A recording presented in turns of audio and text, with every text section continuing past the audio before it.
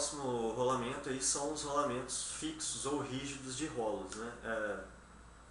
São, né, conforme semelhante aos de esfera, eu posso ter uma carreira de rolos ou duas carreiras de rolos, como vocês estão vendo na figura.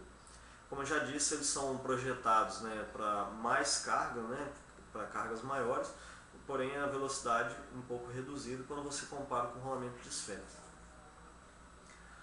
O próximo, só que ele também suporta um pouco cargas axiais também, né, pessoal? O próximo rolamento é o autocompensador de rolos. De maneira semelhante ao autocompensador de esferas, né, ele também consegue absorver um pouco de desalinhamento dos eixos, né? Só que aqui um fato interessante é que o rolo, o elemento girante desse rolamento, ele não é um rolo cilíndrico, né, reto, ele é abaulado, tipo aquele barril do Chaves, lembra? Tem esse formato, né, o rolo, para permitir realmente esse giro aqui que o anel interno tem que fazer ali em cima da pista do anel externo, certo? Bom, o próximo rolamento, então, a gente já viu o de esferas e o de rolos, e agora a gente vai ver o rolamento de agulhas, né? Por que eles são chamados assim? Se você observar, na verdade ele é um rolamento de rolos também. Porém, os rolos dele, a característica é que o diâmetro do rolo, né, o diâmetro do rolo é muito menor do que o comprimento. Como o comprimento dele é muito maior do que o diâmetro, em torno aí de 2,5 vezes, né, a medida do diâmetro, o comprimento é 2,5 vezes a medida do diâmetro, ele tem uma característica, parece que é um fino, e aí é chamado de rolamento de agulhas, né? Já os rolos do rolamento de rolos, o comprimento dele é cerca de 1,5 vezes o diâmetro. Então o comprimento é um pouco menor, né, quando você compara com o diâmetro. Então por isso que esse rolamento é chamado de rolamento de agulha, né? Bom, a principal vantagem desse rolamento é que você consegue utilizar ele num pequeno espaço de montagem, né? Assim como o mancal de deslizamento, lembra lá do início da aula? Pois é, quando você tem montado lá um eixo, né, na estrutura da malha, o seu espaço ali não é muito grande, né, você não tem muito espaço, aí você usa esse rolamento. Como o perfil dele é baixo, porque o rolo dele é mais fino, você consegue utilizar ele, né, para essa aplicação.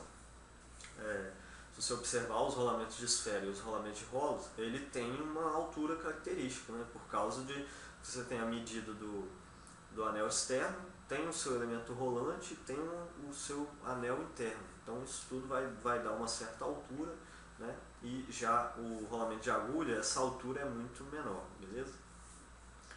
Bom, outros tipos de rolamentos aqui, que inclusive estão lá na apostila, né, são os rolamentos de rolos cônicos, né? Você pode observar aí, ó, a grande característica é que o anel interno ele se desmonta, né? E você consegue desmontar, ele é desmontável, beleza?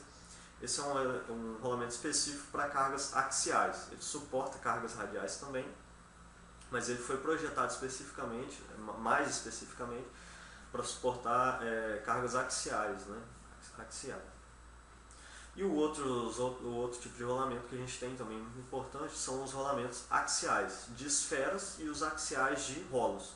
São específicos somente para cargas axiais mesmo, né? São aquelas cargas no sentido do eixo, do comprimento do eixo, né? Esses rolamentos não suportam nenhuma carga radial. Se você aplicar alguma carga radial, ele vai desmontar, porque ele é separado. Você tem um anel, né, embaixo, observe pelas figuras, ó.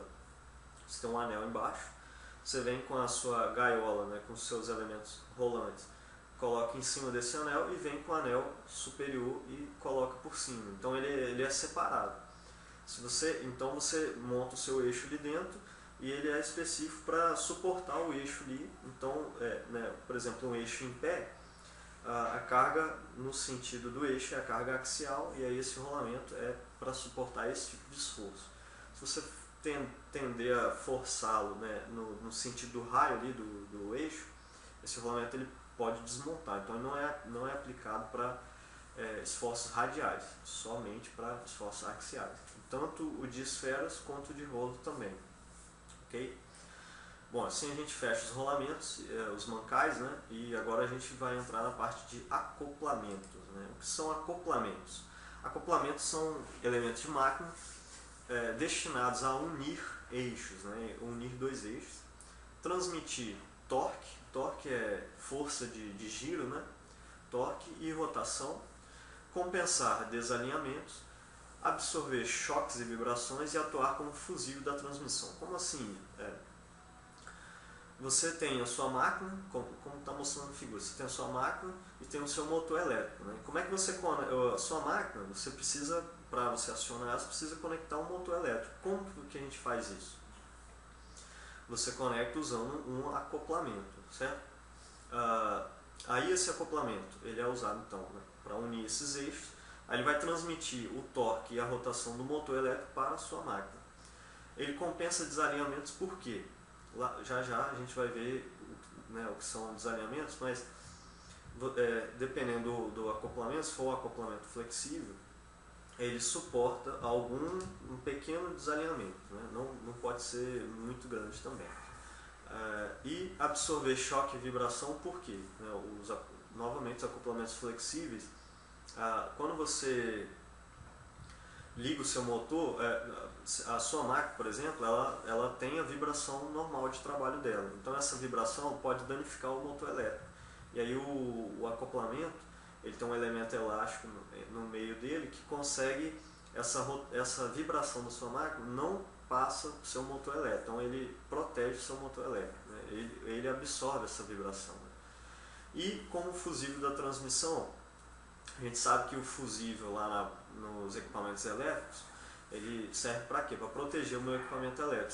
Se a corrente elétrica, se eu tiver uma corrente elétrica, uma descarga muito alta, o fusível ele se queima para não queimar a máquina, ele protege a máquina. Não é isso? Então o acoplamento ele funciona de maneira semelhante. Quando a gente liga o motor elétrico, ele aciona de uma vez, né? Ele dá aquele impulso, aquele impacto. Né?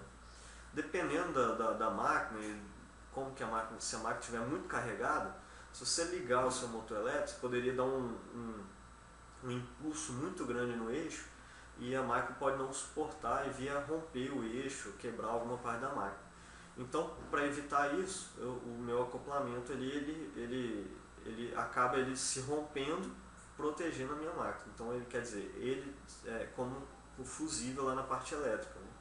Ele se deteriora e aí é um elemento mais barato, a gente não tem danificação da nossa máquina. Então,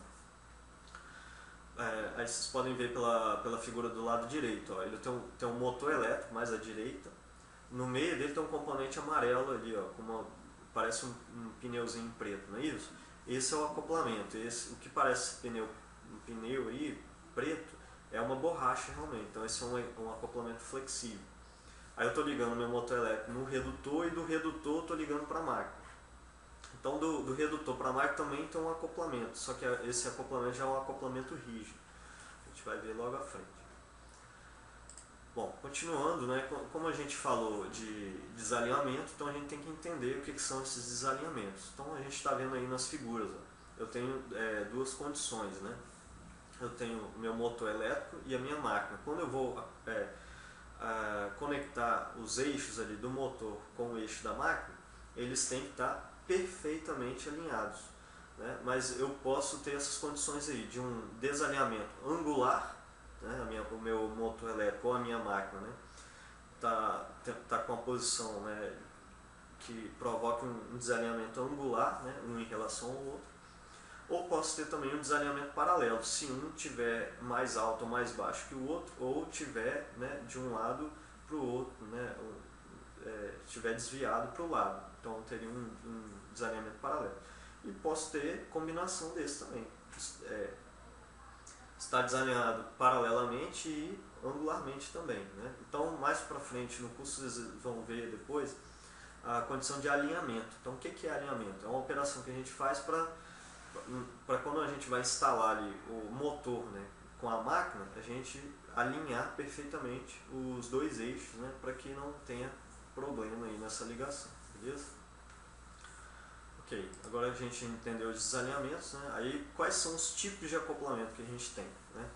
nós temos os acoplamentos comandáveis e os não comandáveis. Os comandáveis são acoplamentos que a gente consegue acionar e desacionar, né, o acoplamento, sem necessariamente desligar o meu motor elétrico, por exemplo. Então, quais são os tipos que a gente tem de comandáveis? As embreagens e os freios. As embreagens é a mesma que a gente tem lá no nosso carro, por exemplo, né? Quando a gente vai trocar de marcha, a gente precisa...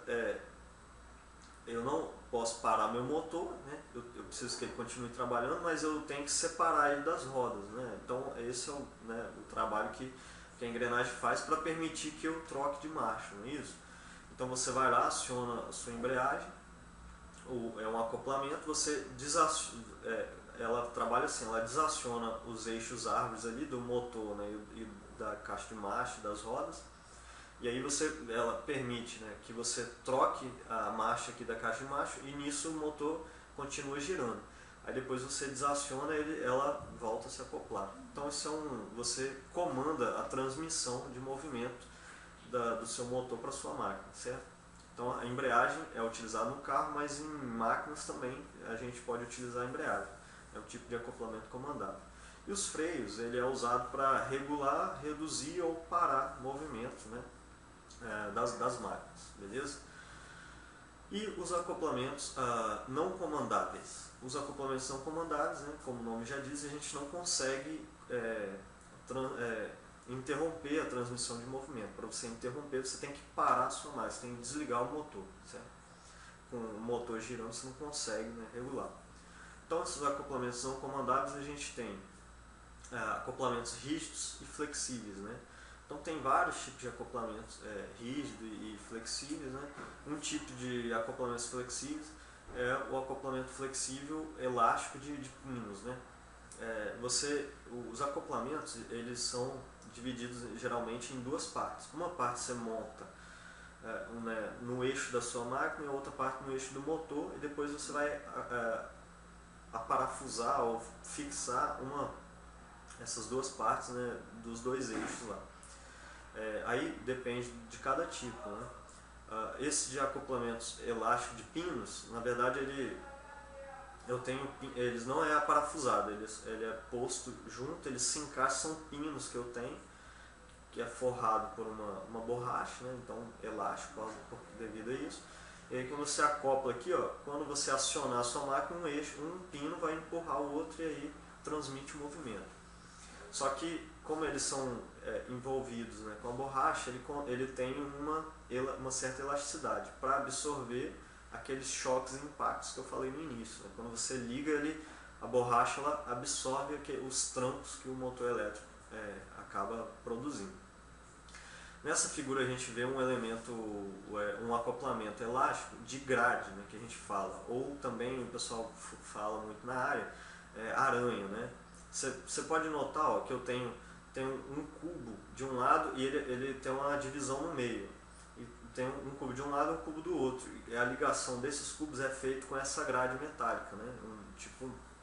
Essa grade, ela tem a elasticidade dela. Então quando você aciona a sua máquina lá, ele transmite o acionamento de maneira mais maleável, né? Vamos dizer assim. Beleza? E aí ele absorve o impacto da transmissão, beleza? Bom, pessoal, por hoje é só. Lembro a vocês, né, que vocês têm que ler a apostila, lá na apostila tem mais detalhes, outros tipos de rolamentos e acoplamentos, né? Também vem lembrar, né, que vocês devem buscar mais informações sobre isso, né, em livros ou sites aí. E qualquer dúvida, vocês podem me perguntar lá pelo fórum de dúvidas, né, no nosso ambiente virtual. Bom, um abraço e até a próxima videoaula.